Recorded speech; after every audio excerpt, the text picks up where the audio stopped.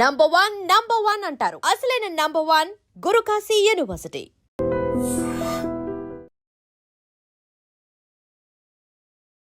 నమస్కారం, నేను doctor Vijayamohan, senior consultant physician, care hospital, Hyderabad.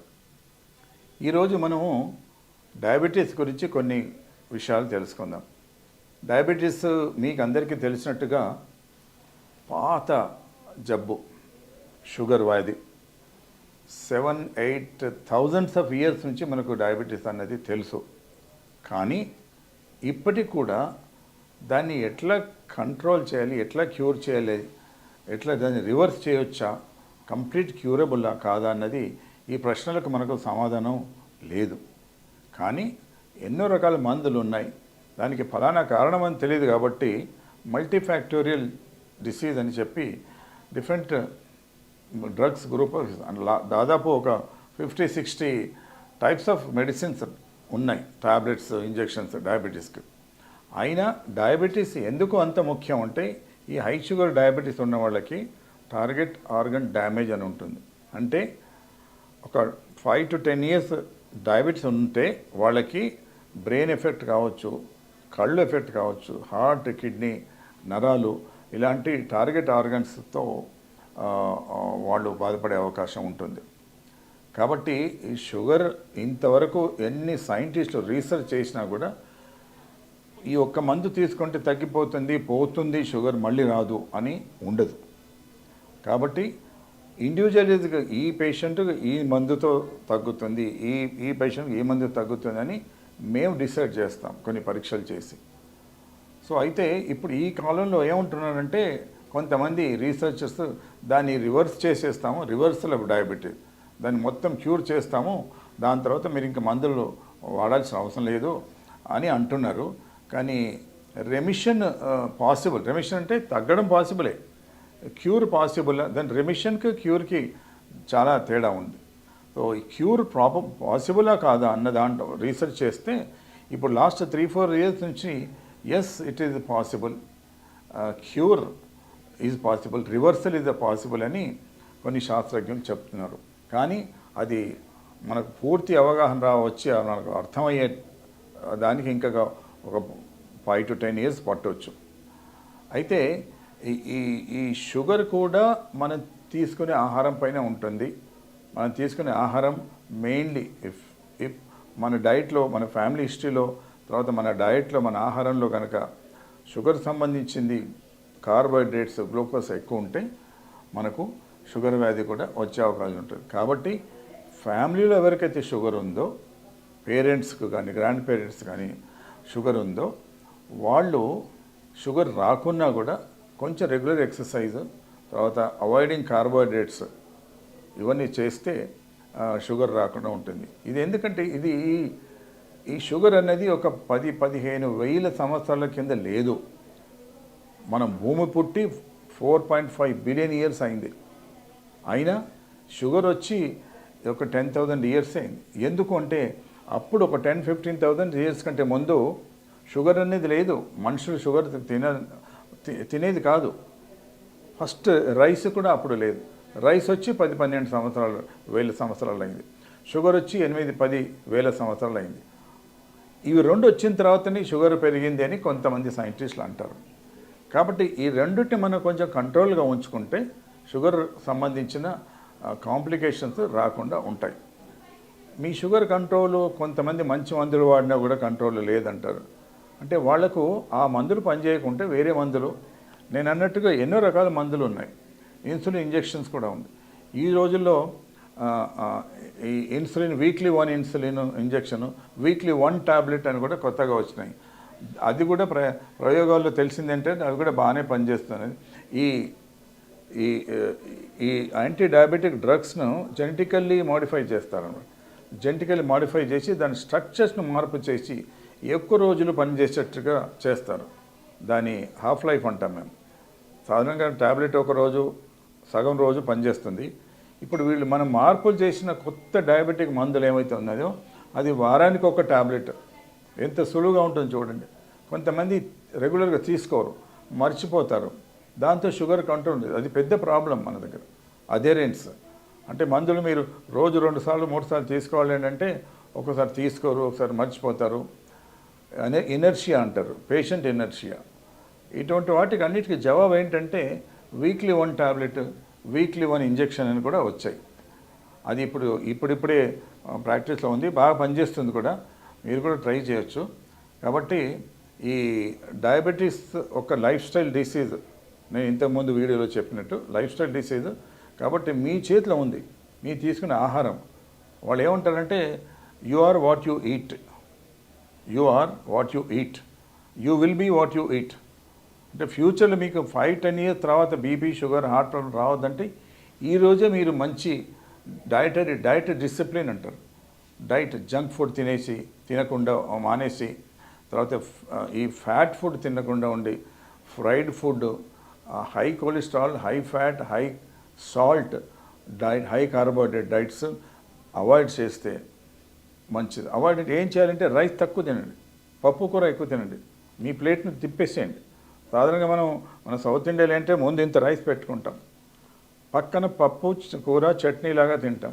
ఆ ప్లేట్ని తిప్పేసి రైస్ తక్కువ, చట్నీలాగా రైస్ తిని పప్పు కూర ఎక్కువ తింటే మీకు కొంచెం ఈ కార్బోహైడ్రేట్ లెవెల్స్ తగ్గి, షుగర్ లెవెల్ తగ్గి మీకు షుగర్ రాకుండా ఉంటుంది. తర్వాత ఫ్యూచర్లో ప్రాబ్లం, మీరు డయాబెటీస్ లేకున్నా కూడా రైస్ని తగ్గిస్తే మంచిది.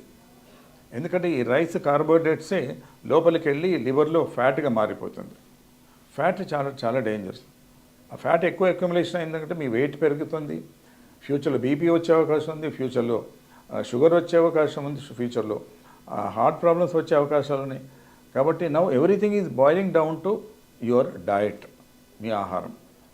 కాబట్టి ఈ డయాబెటీస్ కోసము సూచనలు, సలహాలు తప్పకుండా పాటించాలి. మీరందరూ ప్రాబ్లమ్స్ ఉంటే డాక్టర్ దగ్గరికి వెళ్ళి చెక్ చేయించుకొని ట్రీట్మెంట్ తీసుకోండి.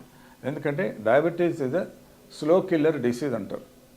ఈరోజు నాకు షుగర్ వచ్చింది ఏం పర్వాలేదంటే కాదు, అది మీకు 10 ఏళ్ళ తర్వాత దాని ప్రాబ్లం రావద్దంటే ఈ రోజు నుండే మీరు ఈ జాగ్రత్తలు పాటిస్తే మీకు ఫ్యూచర్లో డయాబెటీస్ రిలేటెడ్ ప్రాబ్లం రాకుండా ఉంటుంది. ఈ రోజుల్లో మీ అందరికీ తెలుసు, లాస్ట్ 4 to 5 డికేడ్స్ నుంచి మన మానవ జీవన విధానము, మనం తీసుకునే ఆహారంలో చాలా గొప్ప మార్పులు వచ్చాయి. దీనివల్ల మనకు ఎంత మంచి జరుగుతుంది, ఎంత చెడ్డ జరుగుతుంది అన్నది చాలాసార్లు రీసెర్చ్ చేశారు, డిస్కస్ చేశారు. దాంతో ఏమవుతుందంటే ఇప్పుడు లైఫ్ స్టైల్ డిసీజెస్ అన్నవి చాలా ముఖ్యం, ఇంపార్టెంట్ ప్లేస్లో ఉంది.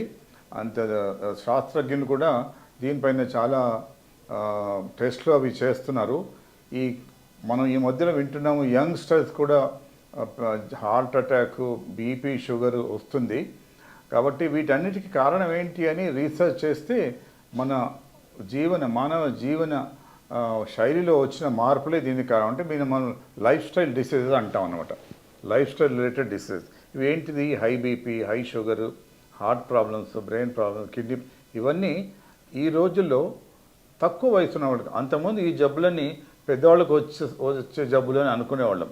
ఈవెన్ క్యాన్సర్ కూడా యంగ్ పీపుల్లో కూడా వస్తుంది. దీని అన్నిటికీ కారణం ఏంటంటే ఇప్పుడు కొంతమంది గ్రూప్ ఆఫ్ సైంటిస్ట్ ఏమంటున్నారంటే డయట్, మనం తీసుకునే ఆహారం చాలా ముఖ్యము, దానివల్లే చాలా జబ్బులు వస్తాయి, అన్ని రోగాలు మొదలయ్యేది ఇక్కడ నుంచి అని అంటున్నారు. చాలా మట్టుకి డయట్ రిలేటెడ్ డిసీజ్లో బీపీ, షుగర్, కొలెస్ట్రాల్, తర్వాత ఓవర్ వెయిట్, తర్వాత ఈ అల్జైమర్స్ అనే రోగము, తర్వాత ఈవెన్ క్యాన్సర్స్ కూడా మన తినే ఆహారంలో వచ్చే మార్పులతో వస్తుంది అని కూడా అంటున్నారు. ఈ మధ్యలో మనం వింటూనే ఉన్నాము, ఈ ప్లాస్టిక్ అనేది మనం ఎక్కువ యూజ్ చేస్తున్నాం. ఎంత ప్రచారం చేసినా ప్లాస్టిక్ వాడొద్దు అన్నా కూడా అది మన దైనందిన జీవితంలో నుంచి పోవట్లేదు. ప్రతి దాంట్లో మనం ప్లాస్టిక్ వాడతాం. కాబట్టి ఆ ప్లాస్టిక్ మనకు బాడీలో కూడా వెళ్తుంది, మైక్రో ప్లాస్టిక్స్, అది బాడీలో వెళ్తుంది. దాంతో కూడా కొన్ని రోగాలు వస్తాయి. అయితే ఈ జీవన శైలితో వచ్చే రోగాలలో నేను అన్నట్టుగా బీపీ, షుగర్, హార్ట్ ప్రాబ్లమ్స్ ఉన్నాయి. ఇవన్నీ కడుపులో మనం తినే ఆహారం మూలాన వస్తుందంటారు. మనం తినే ఆహారంలో మంచి ఆహారం, చెడు ఆహారం అని 2 ఉంటాయి. ఇప్పుడు ఎక్కువ ఫ్యాట్, ఎక్కువ ఉప్పు, ఎక్కువ ఫ్రైడ్ ఐటమ్స్, ఇవన్నీ మంచి ఫుడ్ కాదు. ఎందుకు మంచి ఫుడ్ కాదు అంటే మన బాడీలో నార్మల్ హ్యూమన్ బాడీలో ఒక 4 ట్రిలియన్ సెల్స్ ఉంటాయి మొత్తం బాడీలో, లోపల బయట స్కిన్, బోన్స్, లంగ్స్ అన్ని 4 ట్రిలియన్ 4 ట్రిలియన్ సెల్స్ ఉంటాయి. కానీ మన కడుపులో ఉన్న బ్యాక్టీరియా గట్ మైక్రోబయోటా అంటాం, అది ఒక 10 ట్రిలియన్స్ ఉంటాయి. అంటే మన హోల్ బాడీలో 4 ట్రిలియన్స్, తర్వాత కడుపులో ఉన్న బ్యాక్టీరియా మాత్రమే సెల్స్, అంటే బ్యాక్టీరియా మాత్రమే ఒక 10 ట్రిలియన్స్ ఉంటాయి. దాంట్లో గుడ్ బ్యాక్టీరియా, బ్యాడ్ బ్యాక్టీరియా. మనం ఉండే అట్మాస్ఫియర్లో చాలా బ్యాక్టీరియా, వైరస్ ఉంటాయి. మనం ప్రతిసారి గాలి తీస్తున్నప్పుడు, తింటున్నప్పుడు మన మిలియన్స్ ఆఫ్ బ్యాక్టీరియా, వైరస్ లోపలికి వెళ్తుంది. కానీ దేవుడు మనకు ఒక ఇమ్యూన్ సిస్టమ్ అని ఒకటి ఇచ్చాడు. ఆ ఇమ్యూన్ సిస్టమ్ వల్ల ఇవి మనకు సాధారణంగా రోగం రాదు, కానీ వచ్చే అవకాశం ఉంటుంది. మనం తినే ఆహారంలో, యాజ్ ఐ సెడ్, మంచి ఆహారం, చెడు ఆహారం, ఈ కడుపులో ఉండే bacteria, microbiota, good bacteria, bad bacteria రెండు ఉంటాయి. Good food is good for good bacteria, bad food is good for bad bacteria. అంటే మనం తినేది బయట ఈ junk food, fried food, processed food, tinned food, stored food, ఇవన్నీ మంచిది కాదు. ఈ రోజుల్లో ఈ యూత్ యంగ్స్టర్స్ అందరూ they are getting attracted to outside food. ఈ బయట నుంచి ఆర్డర్ చేసి ఆన్లైన్ తెప్పించుకోవడము, లేదంటే స్ట్రీట్లో ఫాస్ట్ ఫుడ్ ఇవ్వడము, జంక్ ఫుడ్, వీళ్ళని జంకీస్ అంటాం మనం. ఈ జంక్ ఫుడ్ కూడా ఇప్పుడు ఏం కాకపోవచ్చు, over a period of time 5 years 10 years down the lane దాంతో వచ్చే రోగాలు ఎన్నో ఉంటాయి. కాబట్టి యంగ్స్టర్స్లో ఈ వచ్చే రోగాలలో ఈ BP, sugar, heart related problems mostly ఈ మనం తీసుకునే ఆహారం వల్ల వస్తుందని శాస్త్రజ్ఞులు చెప్తున్నారు. కాబట్టి everything is boiling down to heart, abdomen, your tummy. దీంట్లో gut bacteria, good bad bacteria ఉంటుంది. కాబట్టి మనం మంచి ఆహారం అంటే ఎక్కువ వెజ్ కూరగాయలు, ఎక్కువ ఫ్రూట్స్, తక్కువ ఫ్యాట్, తక్కువ ఉప్పు, తక్కువ కార్బోహైడ్రేట్స్. ఈ రైస్, షుగర్, దీంట్లో కార్బోహైడ్రేట్స్ ఉంటాయి. ఈ అంతకుముందేమో ఫ్యాట్ ఎక్కువ డేంజర్ అనేవాళ్ళము, ఇప్పుడు ఫ్యాట్ కొంచెం తీసుకుంటే పర్వాలేదు అని శాస్త్రజ్ఞులు చెప్తున్నారు. కానీ ఇప్పుడు మెయిన్ ఏంటంటే కార్బోహైడ్రేట్స్ అంటే షుగర్, స్వీట్స్, రైస్, ఇవన్నీ. కార్బోహైడ్రేట్స్ కూడా మనం తిన్న తర్వాత they will get converted into fat in the liver. కాబట్టి రైస్ తక్కువ చేయాలి, షుగర్ తక్కువ చేయాలి, స్వీట్ తక్కువ చేయాలి. చేస్తే అది మన గుడ్ బ్యాక్టీరియాను పెంచి బ్యాడ్ బ్యాక్టీరియాను తగ్గిస్తుంది. ఈ రెండింటి మధ్యలో వారు జరుగుతుంది అన్నమాట, గుడ్ అండ్ బ్యాడ్ బ్యాక్టీరియా కడుపులో, మైక్రో బ్యాక్టీరియా. సో ఇది డిస్బయోసిస్ అంటాం. వాళ్ళు మనంతా సింబయోసిస్లో బతుకుతున్నాం. అంటే వాళ్ళు ఉన్నందుకే మనం బతుకుతున్నాం, మనం ఉన్నందుకే వాళ్ళు బతుకుతున్నారు. ఆ బ్యాక్టీరియా లేనిది మనం ఉండలేము, మనం లేనిది బ్యాక్టీరియా ఉండలేదు. మనకు అవసరం, కానీ బ్యాడ్ బ్యాక్టీరియా కూడా లోపలికి వెళ్తుంది. కాబట్టి దానికి తగిన ఫుడ్ మనం ఇవ్వద్దు. నేను చెప్పినట్టుగా fried food, spicy food, stored food, over heated food, fast food వాడు 2 నిమిషాలు మీకు చేసి ఇచ్చేస్తాడు. తర్వాత స్టోర్డ్ ఫుడ్, ప్రాసెస్ ఫుడ్, ఇవన్నీ ఫుడ్ తినకుండా ఉంటే ఫ్యూచర్ అవాయిడ్ చేయాలి. అయినంత మట్టుకు ఎక్కువ కూరగాయలు, ఎక్కువ ఫ్రూట్స్ తినాలి. తింటే ఈ రైస్, ఫ్యాట్, ఉప్పు తక్కువ ఉన్న పికిల్స్, పాపడ్స్, చిప్స్, పొటాటో మంచిదే, కానీ మీరు ఉట్టి బాయిల్డ్ పొటాటో తింటే మంచిది. చిప్స్ తినొద్దు, ఫ్రెంచ్ ఫ్రైస్ తినొద్దు. ఇవన్నీ చాలా మనం జాగ్రత్తగా ఉంటే ఫ్యూచర్లో ప్రాబ్లం లేదు. ఈ లైఫ్ స్టైల్ రిలేటెడ్ డిసీజెస్ ఏవైతే యంగ్స్టర్స్కి వస్తుందో ఈ రోజుల్లో, అది తగ్గించిన వాళ్ళం అవుతాం. సో కాబట్టి మై డియర్ వ్యూవర్స్, మీరు తీసుకునే డయట్ మీద ఎక్కువ ఫోకస్ చేసి avoid eating all the junk food. Salad చాలా మంచిది, అంటే రా వెజిటబుల్స్, దాంట్లో ఫైబర్ ఉంటుంది. Fibre is good food for good bacteria. మనకు అవసరం లేదు ఫైబర్, మనం డైజెస్ట్ చేయలేము, కానీ మనం డైజెస్ట్ చేయలేనిది తను తింటుంది అన్నమాట, ఏది గుడ్ బ్యాక్టీరియా. కాబట్టి ఈ డయట్ గురించి చాలా ఇంపార్టెంట్. అసలు ఈ లాస్ట్ 30-40 years నుంచి ఎక్కువ రీసెర్చ్ దీనిపైన జరుగుతుంది. So take good food which is good for your good bacteria. Thank you very much. Sir, one life lesson what medicine has taught you. Whatever you can do without expecting. But I really believe మన positive attitude ఉంటేనే మనం ఏదైనా సాధించగలం. గట్ని మనం correct గా deal చేసినట్లయితే అది మనకి పాజిటివ్ హార్మోన్స్ ని రిలీజ్ చేస్తుంది. షుగర్ వచ్చిన వాళ్ళ పరిస్థితి ఏంటి? పొట్ట దగ్గర పెరిగితే దాన్ని ఆండ్రాయిడ్ అంటారు, ఆండ్రాయిడ్ ఫోన్ కదా. అసలు థాట్స్ ఎందుకు వస్తాయి? బ్రెయిన్ డెడ్ అంటే దానికి ప్రపంచం అంతా కూడా కొన్ని నిర్దిష్టమైనటువంటి లక్షణాలు ఉన్నాయి. మానసికంగా ధైర్యంగా ఉంటే క్యాన్సర్ జయించవచ్చు. You are a doctor for a cause sir, అంతే. వాళ్ళకి వచ్చిన ఆదాయం కాకుండా ఫ్రీ సర్వీస్ ఎంతమందికో చేస్తుంది.